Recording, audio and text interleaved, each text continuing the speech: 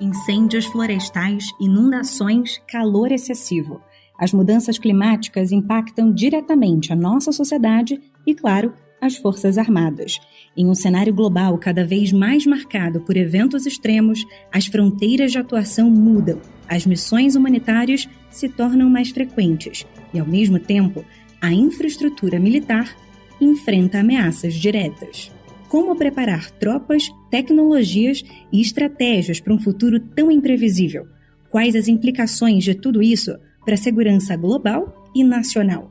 Eu sou Gabriela Viana e a relação entre a eficiência energética e a capacidade de defesa é o tema deste episódio, o segundo da 4ª temporada do Conexões para Convergir. Seja muito bem-vindo e muito bem-vinda. Este podcast é apresentado pelo Centro Soberania e Clima.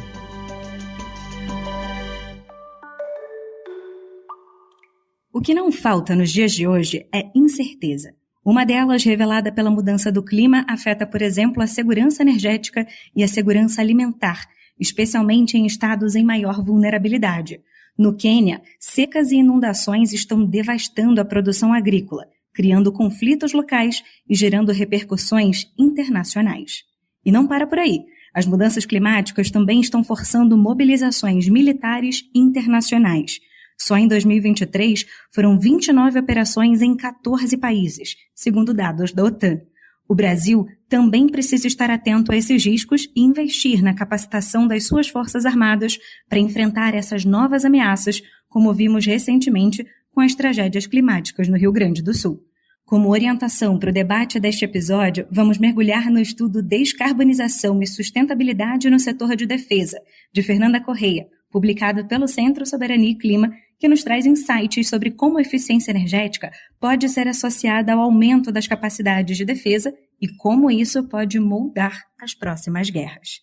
Então já se prepara aí para uma conversa super envolvente, cheia de informações sobre como o futuro da guerra e da defesa está sendo moldado pela sustentabilidade e inovação.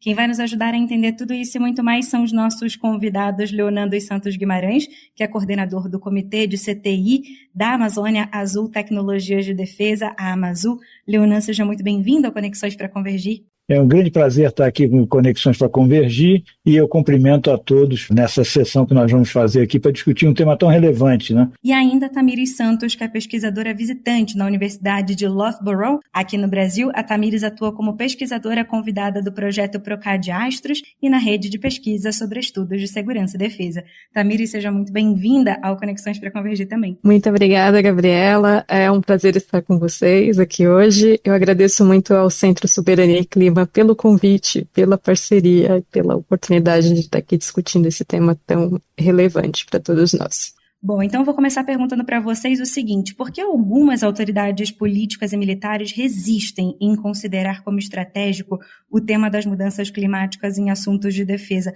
Como é que isso pode impactar no processo de inclusão de tecnologias verdes e sustentáveis nas nossas capacidades de defesa? Leonardo, o senhor pode começar? Eu acredito que existe uma dificuldade natural de adaptação a uma mudança de mindset. Não, na verdade, quando você começa a pensar em termos de efeitos de mudança climática e abordagens para mitigar mudanças climáticas, né, e passa por todo esse conjunto, tecnologias verdes, descarbonização, é uma mudança de mindset que a gente tem que fazer, a gente tem que começar a pensar diferente. E eu acho que tudo que tem acontecido em termos de aumento de frequência de eventos meteorológicos severos, ou uma série de mudanças que a gente está percebendo naquele mundo que a gente julgava relativamente estático, né, ou com uma evolução muito lenta, vê que ele está se movimentando muito rápido, né?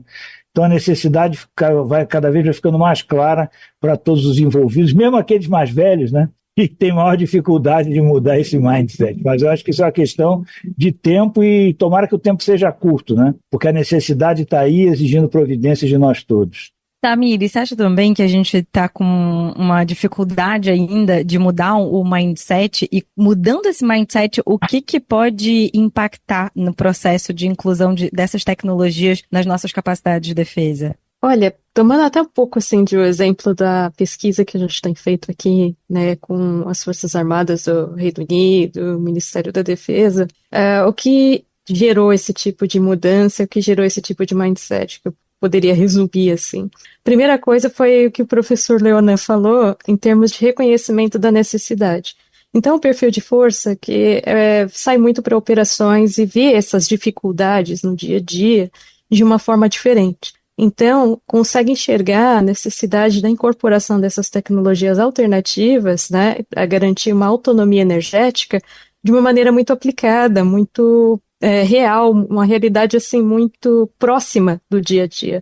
Então, alguns exemplos que foram citados, até pelos oficiais, foram operações na Somália e no Afeganistão, né, em termos de necessidade de mudar a fonte geradora da base. Então, isso cria, a partir do momento que o público interno reconhece essa necessidade e ela é fundamentada pelos superiores, você acaba tendo um movimento de mudança que vai da base até o topo, e a partir do momento que o topo acaba institucionalizando, de certa forma, as políticas que vão fundamentar isso, aí é onde você tem o mainstream, né, da ideia. Você tem a difusão e a disseminação disso transformado em políticas, em estratégias. E foi basicamente em resumo, o que aconteceu por aqui. Mas é um movimento, assim, que tomou mais proporções agora, de 2020 para cá, mas não é algo que é novo, né? Porque muitos preconizadores, né, de dentro das próprias forças já reconheciam essa necessidade, tanto da adaptação ao enfrentamento das questões climáticas, quanto a necessidade de ter uma autonomia energética como uma vantagem operacional muito grande para as forças. Então, a questão era muito um trabalho de convencer, né? Então, a gente chama esses precursores de os Mavericks, né? Então, serão algumas pessoas, assim, dessas forças, né, que acabaram localizando isso. Então, concordo totalmente com o professor Leonan, precisa essa mudança de mentalidade, mas ela não acontece, assim, de uma forma só de um lado, né?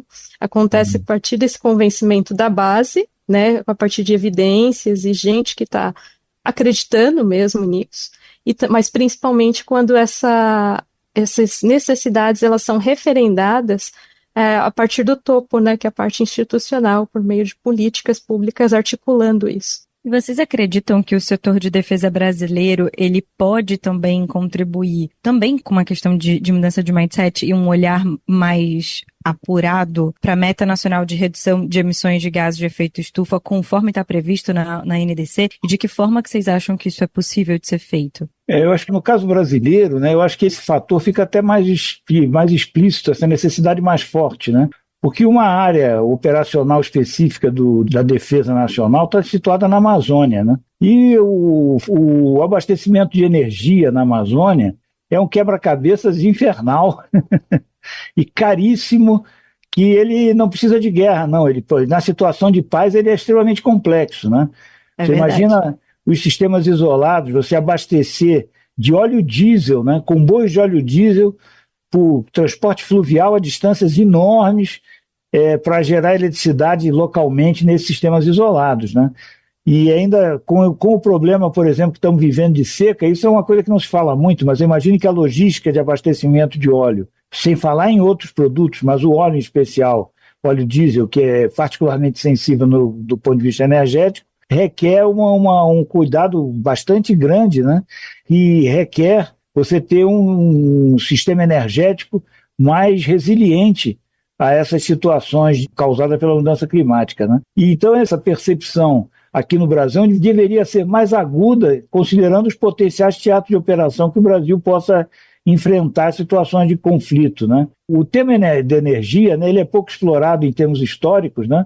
Mas se também a gente for pensar no caso da Segunda Guerra, né, um dos fatores, se não o maior fator, mas um dos principais fatores que levaram à derrota da Alemanha foi a de indisponibilidade de combustível, porque foi negado a eles, eles invadiram a Rússia para acessar o petróleo de Baku, lá no atual Azerbaijão, né? Então, acho que o tema da energia é fundamental, porque sem energia você não tem nada, né? Energia é o fundamento de tudo, né? Seja da qualidade de vida, do bem-estar das sociedades e da sua própria capacidade militar, né? Olha, indo até um pouco na linha que o professor Leonan comentou, né? Eu acredito que a defesa tem muito a contribuir no seguinte sentido, né? Talvez no lado brasileiro, como o professor Leonan bem citou, a questão das organizações militares, né, principalmente em termos de bases, né, principalmente em locais mais remotos, já seja sem um início, né? Então, assim, o potencial energético brasileiro, em termos de geração alternativa, é muito grande. Então, a partir do momento que você tem bases com uma geração de energia mais autônoma, né, como seria o caso dessa base da Amazônia, você já reduz também a pegada de carbono. Isso é um lado. Mas em termos de contribuição também, a gente tem uma série de CTs militares desenvolvendo pesquisa de ponta. A questão seria mais uma conexão com os institutos de pesquisa civil, até para potencializar o desenvolvimento dessas pesquisas, né, em energia, em tecnologia, e ter um acesso de maior escala a essa produção, a fim de que ela se torne muito mais, como posso dizer, não diria financiável, mas assim, os custos se reduzam, né? E elas fiquem, assim, de fato, em termos de custo-benefício, não tão distantes, né? Não tão inacessíveis aí quando a gente compara com o uso dos combustíveis fósseis como a fonte energética principal. Então, são essas duas contribuições. E a terceira seria em termos, assim, de não se trata nem só de uma contribuição, mas mesmo de uma necessidade. Porque em casos de calamidade pública, como que a gente viu lá no caso do Rio Grande do Sul, teve falta de energia, teve dificuldade de acesso. Então, a produção energética brasileira, no geral, ela é muito, assim, pouco resiliente. Até se a gente for verificar os sistemas de distribuição de energia, eles são muito dependentes de poucos canais. A gente não tem uma geração de energia distribuída. Então, o Brasil ele já não tem um mindset energético mais voltado para a resiliência. E aí, então, não só o resto da sociedade, mas a defesa tem muito a contribuir nesse espaço. Vocês citaram um ponto importante que é com relação aos custos, né?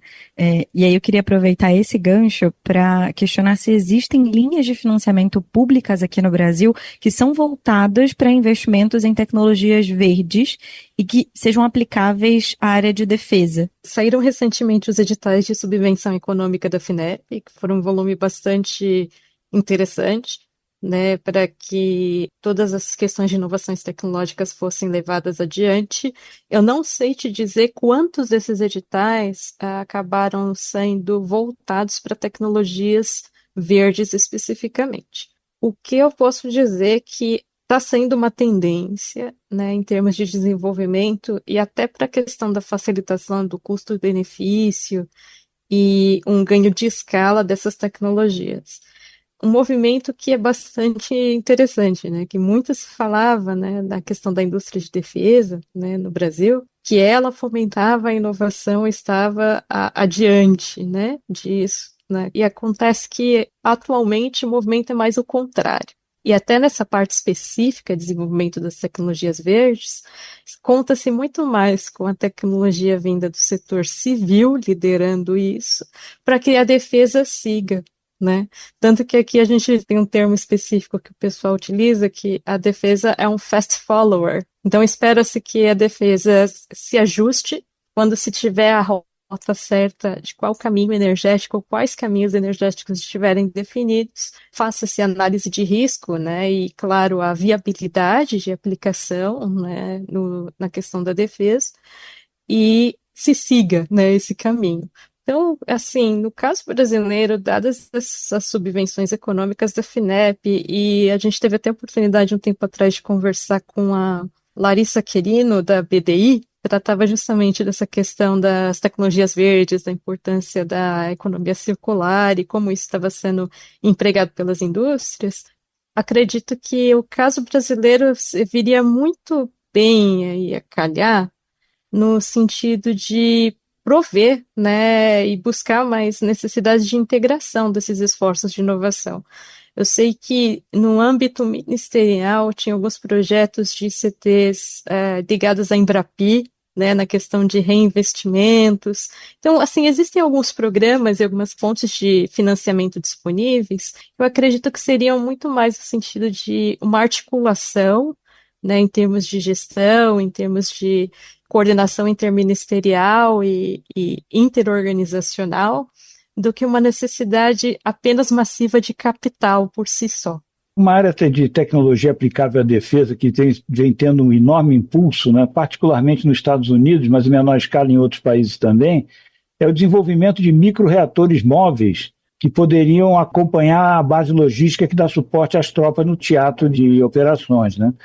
Esse é um projeto bastante avançado no Departamento de Defesa americano, né, que é baseado em um micro-reator, que é um projeto que está bastante avançado, feito pela Westinghouse, né? Esse é uma das prioridades do governo do Departamento de Defesa americano, é o desenvolvimento dessa capacidade, porque para eles ficam claro que a dificuldade de você estabelecer essas linhas de abastecimento de combustível, em especial se você tiver combustível fóssil, se for para você distribuir combustível fóssil. As outras renováveis, eu acho que a aplicabilidade, vamos chamar assim, ela é limitada por um fator crucial inerente às energias renováveis. É a sua baixa densidade energética, né? E tem uma notícia até interessante, né? No edital de chamada contínua da FINEP, com a participação da Amazul, nós estamos dando suporte a um projeto de micro-reator desse tipo que poderia ter esse emprego, né? Que eu acho que é um indicador de futuro, sem dúvida, são esses micro-reatores sendo desenvolvidos inicialmente para emprego militar, né, para emprego de suporte a operações militares, mas expandindo ele para atuação em épocas de paz, inclusive para gerar eletricidade nessas áreas remotas ou em áreas que se tornam inacessíveis por causa de fenômenos climáticos, como muito bem comentou a Tamires, no caso do Rio Grande do Sul, né? Bom, até aqui a gente já falou bastante sobre a importância da associação entre eficiência energética e defesa. Eu vou tentar dar um resumo aqui para quem está acompanhando a gente até agora para ver se a gente não deixou nada de fora. Então a gente já falou sobre essa redução de vulnerabilidades, né, de como diminui a dependência de combustíveis fósseis, como a Tamires já tinha falado antes, sobre o fortalecimento de autonomia, porque aumenta a autonomia nacional e a capacidade que o país tem de responder a crises, a resiliência da defesa, que é uma coisa que a gente ainda precisa cada vez mais trabalhar com a implementação dessas fontes de energia limpa e sustentáveis, e também a possibilidade de operações militares mais sustentáveis, né? Porque ela é, de qualquer forma, crucial para essa condução de operações militares em ambientes que são mais complexos. Então, nesse resumo geral de tudo que a gente falou até aqui, podemos dizer, Leonan, que sim, é possível a convergência entre interesse das agendas de soberania e de clima quando a gente fala sobre eficiência energética na defesa. Não, totalmente. Como a gente falou no início, né, aquela questão do mindset, né, um tema que tomou uma dimensão bastante diversa e muita gente ainda não percebeu muito isso, é o conceito daquilo que se chama normalmente de defesa civil. Eu não gosto muito desse termo, né? Acho que ele induz a equívocos de interpretação. Mas a defesa civil é, sim, um enorme desafio nesse ambiente de mudanças climáticas que nós estamos vivendo, né? E existe um enorme potencial da ciência e tecnologia ser aplicada à defesa civil de forma a mitigar, de forma a prevenir, a proteger, prevenir os desastres, proteger as pessoas se o desastre aconteceu e recuperar, remediar os efeitos nefastos que o desastre possa ter, né? E isso está intimamente ligado àqueles 4 pilares que sustentam um país: é a sua segurança energética, a sua segurança hídrica, a sua segurança sanitária e a sua segurança alimentar, né? E esses 4 pilares são terrivelmente ameaçados pelas condições impostas pela mudança climática, né? E para isso tem que existir planos e aplicação intensiva da tecnologia para enfrentar esses desafios que são de grande monta, né? O Rio Grande do Sul é uma amostra do que aconteceu, do tamanho do problema e as dificuldades de se contornar esses problemas rapidamente, né? Devido a um certo não preparação, não só em termos de planejamento, mas também em termos de aplicação da tecnologia. Nós estamos hoje vivendo uma ameaça grande, né? O problema da estiagem que nós estamos vivendo, né? É uma ameaça real à segurança energética do país. Nós vivemos o tema da pandemia, que foi uma ameaça real à segurança sanitária da humanidade como um todo, né? Estamos enfrentando uma ameaça à segurança hídrica, devido também ao mesmo efeito da estiagem, porque água e eletricidade aqui no Brasil estão intimamente correlacionados justamente pelas hidrelétricas, né? Então, eu acho que tem um amplo espaço para a gente mudar o mindset e começar a enxergar aquilo que a gente chama de defesa civil como algo bastante amplo e algo nobre, diria, algo altamente prioritário, né? Em relação a todos os aspectos que envolvem planejamento e desenvolvimento tecnológico e aplicação de novos dispositivos, novas tecnologias para mitigar, para prevenir, proteger e mitigar esses efeitos. Tamires, o que você enxerga como a relação entre o aumento de eficiência energética de meios militares e surpresas estratégicas no curso de guerras, considerando essas falas do Leonan agora e também esse resumo do que a gente falou até aqui? Essa relação não é algo que vem de agora. Por mais que agora essa discussão esteja um pouco mais disseminada, né? Se a gente for pegar os projetos de desenvolvimento de tecnologias de combustíveis alternativos, lá nos Estados Unidos, você vai ver que lá na época de 2007, 2008 até 2010, tinha um programa chamado de... A sigla seria NTEET. São basicamente um grupo de tecnologias que foram mapeadas como emergentes, mas que poderiam ter um benefício no curto prazo. Então, foi um programa massivo de investimento assim, em diversos tipos de tecnologias. O que acontece é que, assim, isso acho que tem também um pouco a ver com uma das suas primeiras perguntas, em termos da resistência, né?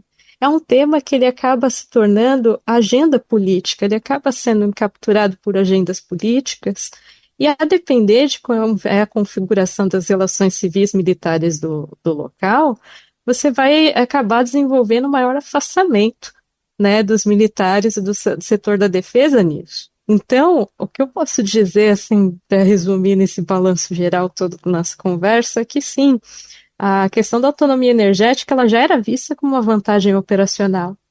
A questão é como produzir isso de uma forma que o custo-benefício, né, acabe sendo relativamente maior em termos de eficiência na questão de autonomia do armamento ou do veículo em questão, né, e sem que ela acabe sendo dispendioso demais, porque bem ou mal o investimento inicial das tecnologias verdes ele é dispendioso, né, e isso acaba sendo bastante complicado a princípio. Mas é um investimento que, por exemplo, aqui no caso das fazendas solares, ele já tem uma curvatura de economia anual que já dá uma projeção de em quantos anos esse investimento já vai ser pago. Então, a dificuldade é mais na questão da mobilidade, né? Como as tecnologias de mobilidade das plataformas que são o maior desafio no momento. E o que a gente pode perceber aí num futuro, né, fazendo uma projeção, é que dificilmente vai ter uma saída apenas, né? Então, toda a questão desse mindset novo teria que comportar uma logística de defesa que fosse mais aberta, que não fosse dependente apenas de uma forma de combustível, mas aberta a ter umas 2, 3 diferentes fontes de energia para que as operações fossem viabilizadas no futuro. Então, na verdade, é um trade-off, né? É uma troca, a gente não tem como fugir disso. Só que, em compensação, existem outros ganhos, como, por exemplo, você ter possibilidade de operar em locais em condições que não estavam sendo previstas antes. Então, eu acredito que a conexão é exatamente essa. É uma mudança de mindset que vem com um planejamento, é um investimento de longo prazo, querendo ou não, e é justamente para que a gente evite ter que tomar decisões de última hora e passar por situações como a gente vem passando nos últimos anos, toda vez que tem uma emergência climática, toda vez que apresenta uma situação muitas vezes já desenhada antes, já até prevista, mas que, de alguma forma, pelo mindset que a gente tem hoje, a gente tende a acreditar que não vai acontecer. Até que acontece, a gente fala, a gente previu, mas não tinha como ter uma resposta antes, não deu tempo de fazer, né? O Leonan também queria seu ponto de vista. Como é que a gente faz para mudar efetivamente esse mindset? Eu acho que um ponto fundamental, né, que compromete bastante o debate sobre energia, né, exigindo sim uma mudança de mindset, né, que é difícil, né, é o que eu chamo da síndrome da panaceia, né? As pessoas que discutem esse assunto, eles estão sempre buscando acreditam que existe uma panaceia, uma solução maravilhosa, o resto tudo vai ser superado, tudo o resto não serve para nada, que a solução que ele defende é a melhor do mundo, vai resolver todos os problemas. Esse é o ponto de partida da discussão, pô. E é óbvio que isso está completamente equivocado, né? Segurança energética é um tema tão complexo que não há panaceia que resolva esse problema, porque cada fonte de energia, elas não produzem o mesmo produto exatamente. Fonte de energia, eletricidade especial, né, não é uma commodity, porque ela depende muito da onde e quando essa energia é gerada, né? A eletricidade é gerada. Então a gente ficar comparando fontes de geração de eletricidade para provar que uma é melhor que a outra, é um contrassenso, vai no sentido contrário do interesse público, né? Porque a solução é a combinação de todas as alternativas disponíveis, não é uma solução única, né? Um exemplo da síndrome da panaceia é a eletrificação total, né? Quer dizer, a solução para o problema é eletrificar tudo eletrificado. Ora, tudo eletrificado, você vai ter uma demanda de materiais, eu vou começar só por um, que é o cobre, que é o mais simples, né? Indispensável, que tem dúvida se você tem disponibilidade de produzir todo o cobre necessário para eletrificar todas as aplicações, né? Que é um pouco que, quando se fala em descarbonização, na realidade está sempre se falando em eletrificação na sequência, né? E a eletrificação é um desafio enorme. Com tudo isso dito, chegou a hora da gente ir para o nosso quadro semanal, que dá voz às boas práticas aqui nos campos da soberania e do clima em todo o território nacional. Rádio Soberania e Clima.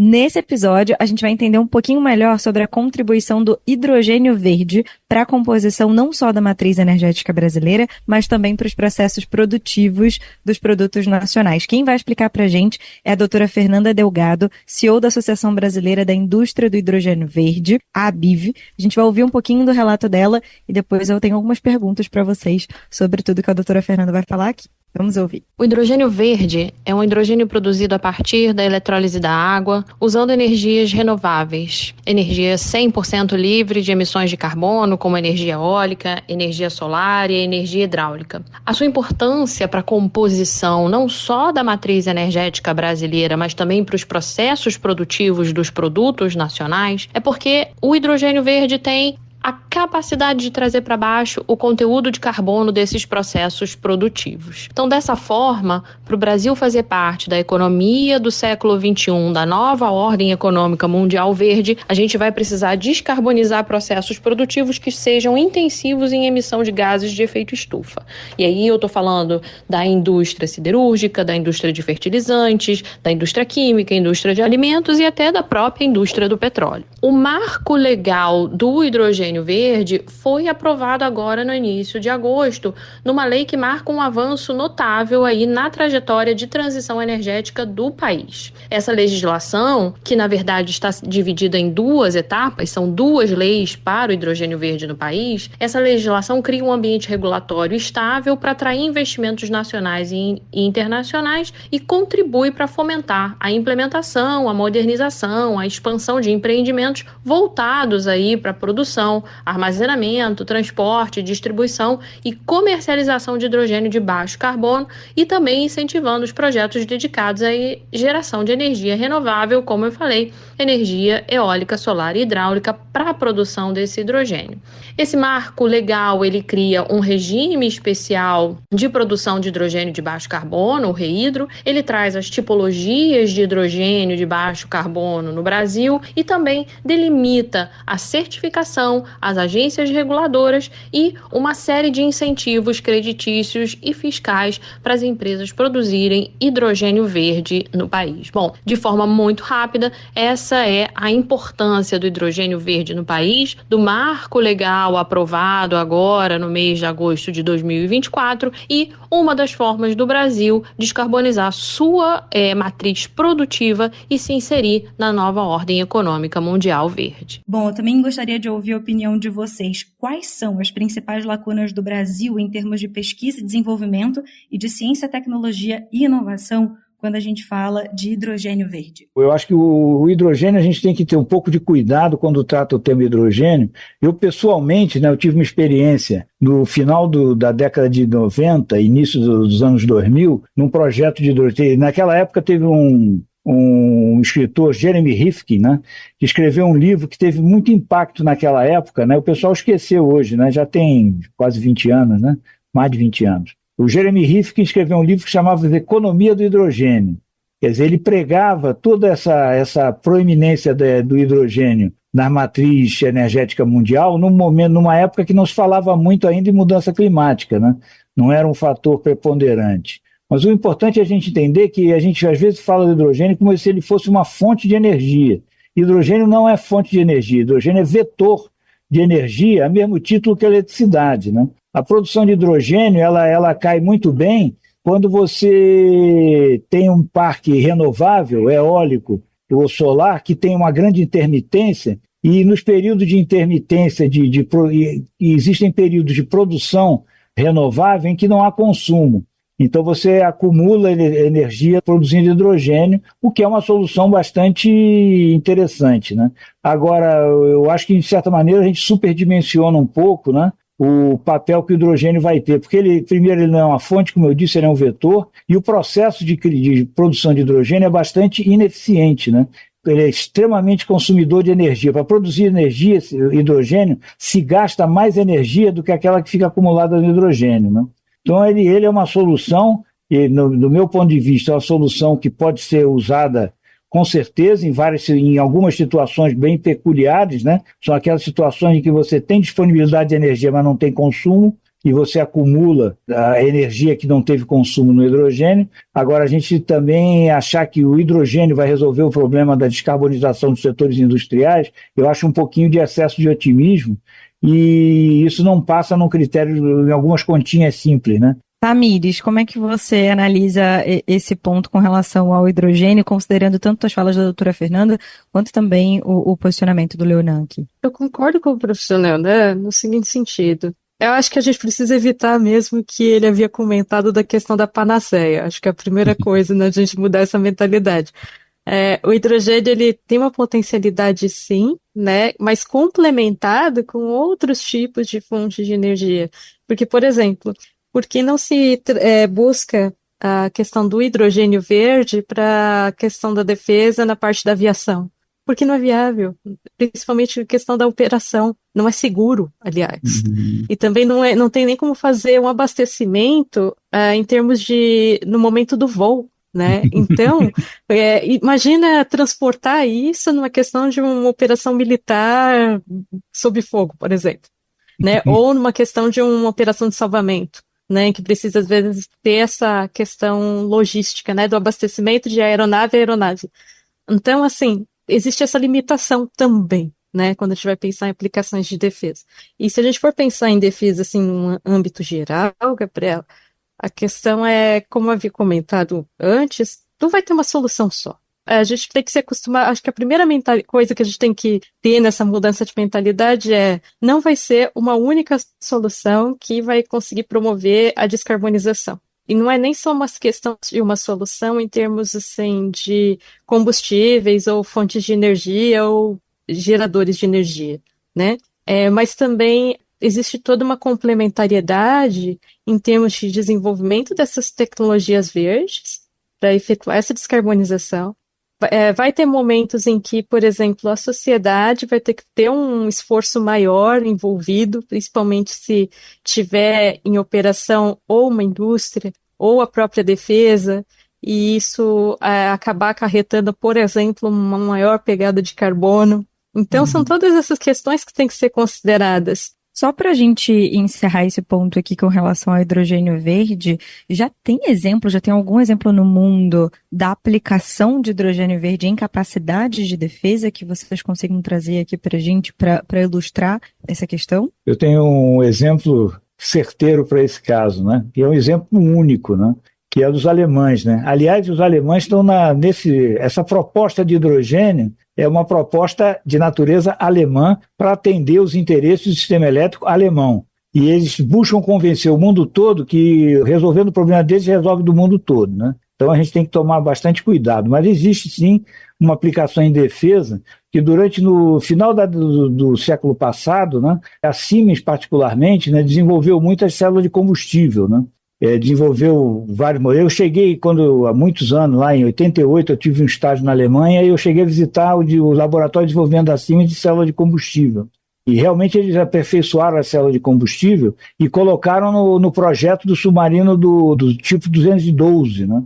Que é o submarino mais moderno da frota alemã hoje, né? Foi vendido por vários países europeus, né? Inclusive Portugal recentemente adquiriu um lote de submarino de classe de tipo 212. O tipo 212 ele funciona com célula de combustível, né? Como um sistema independente do ar, né? O AIP, né? Air Independent Propulsion, né?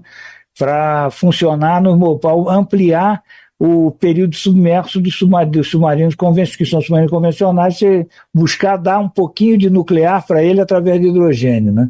Agora, se olhar o 212, você vai ver o tamanho do problema que você tem para extrapolar essa solução.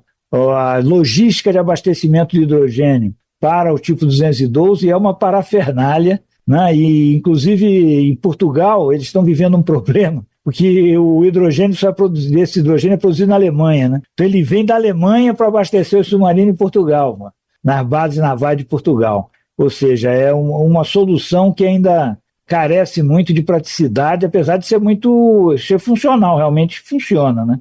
E o que às vezes me assusta um pouco é as pessoas tratarem com enorme ligeireza, falar em metanol, em amônia. E as pessoas que falam isso não têm ideia da dificuldade que é você manipular metanol e amônia, ou o próprio hidrogênio, seja ele gasoso ou criogênico, né? São produtos de alto risco e de difícil manipulação. O hidrogênio, por exemplo, ele vaza de todo lugar. É muito difícil conter hidrogênio, né? Porque ele é a menor molécula que existe, né? Ele passa entre a rede cristalina dos metais, a molécula de hidrogênio. Então é um quebra-cabeças, né? O que a gente fala isso da experiência do uso industrial de hidrogênio, por exemplo, são usados nos geradores elétricos de Angra 1 e Angra 2, como resfriamento, né? E toda a preocupação, o cuidado que se tem quando se tem que recarregar o hidrogênio desses geradores, né? Quando a gente vê isso e vê o caso do submarino alemão, a gente tem que ser um pouco cauteloso com essa disseminação de hidrogênio e seus derivados, que são o metanol e a amônia, né? Isso não quer dizer que eu esteja de maneira alguma descartando o hidrogênio, eu acho que ele tem um papel, mas ele vem sendo tratado, especialmente aqui no Brasil, como se fosse uma panaceia, um exportador de hidrogênio, né? E isso aí eu acho que a gente tem que ser um pouquinho cauteloso com isso aí e ver se ao mesmo tempo nós não estamos defendendo o lobby, os interesses de outros. Fazendo isso, nós estamos atendendo o interesse do Brasil ou o interesse de outros? Com essa pergunta e com a necessidade de mudarmos de mindset, eu vou encerrar o nosso episódio por aqui e agradecer a participação de vocês. Leonando e Santos Guimarães, coordenador do Comitê de CTI da Amazônia Azul, Tecnologias de Defesa S.A., a Amazul. Leonão, um prazer enorme conversar com você, ouvir seus pontos de vista, sua perspectiva sobre esse assunto tão importante quando a gente fala de soberania e de clima, especialmente aqui no Brasil, mas de uma forma geral sobre todas as análises que a gente fez. Muito obrigada pela sua participação aqui hoje. Agradeço muito as palavras gentis, exageradas, com certeza. Eu também queria muito agradecer a você, Tamires, pesquisadora visitante da Universidade de Loughborough. Aqui no Brasil, a Tamires também atua como pesquisadora convidada no projeto PROCAD Astros e na rede de pesquisa sobre estudos de segurança e defesa. Tamires, muito obrigada pela sua participação, muito obrigada pela sua análise tão contundente, tão perspicaz aqui sobre os assuntos que a gente discutiu hoje. Eu que agradeço a gentileza e o convite, Gabriela. Foi um prazer estar com você, com o professor Deodan, desse bate-papo, e agradecida novamente. O nosso episódio vai ficando por aqui. Eu agradeço a você que participou com a gente, que acompanhou cada pedacinho dessa discussão. Muito obrigada pela sua audiência e continue com a gente, porque essa temporada tá só começando. Se você ainda não ouviu o episódio de estreia, vale muito a pena dar o play. Nele a gente fala sobre os desafios do financiamento climático tão essencial para revertermos o impacto das mudanças do clima em todo o mundo. O Conexões para Convergir está disponível no Spotify e também no YouTube. Vale a pena seguir o podcast no Spotify e se inscrever também para acompanhar a gente no YouTube, assim você recebe uma notificação logo que chegar um novo episódio. Nos ajude também a levar mais conhecimento e informação sobre a agenda do meio ambiente. É só compartilhar o link desse episódio com quem você sabe que também vai gostar de acompanhar essa conversa. Esse podcast é uma realização do Centro Soberania e Clima com o apoio do National Endowment for Democracy. A produção é da Rádio 2 com a coordenação executiva da Fabiana Altran. A produção executiva, o roteiro e a edição são de Patrícia Esperandio. A pesquisa e a checagem técnica de Mariana Nascimento Plum, Mila Campbell e Bruna Ferreira. A identidade sonora é de Isaías Alves, da Pussal Records. Na equipe de comunicação temos Ricardo Gandur, Luciana Constantino e Valéria Morim. E eu sou a Gabriela Viana. Se você tiver qualquer dica, sugestão ou elogio, é só escrever para podcast@soberaniaclima.org.br. A gente se encontra na próxima semana. Até lá!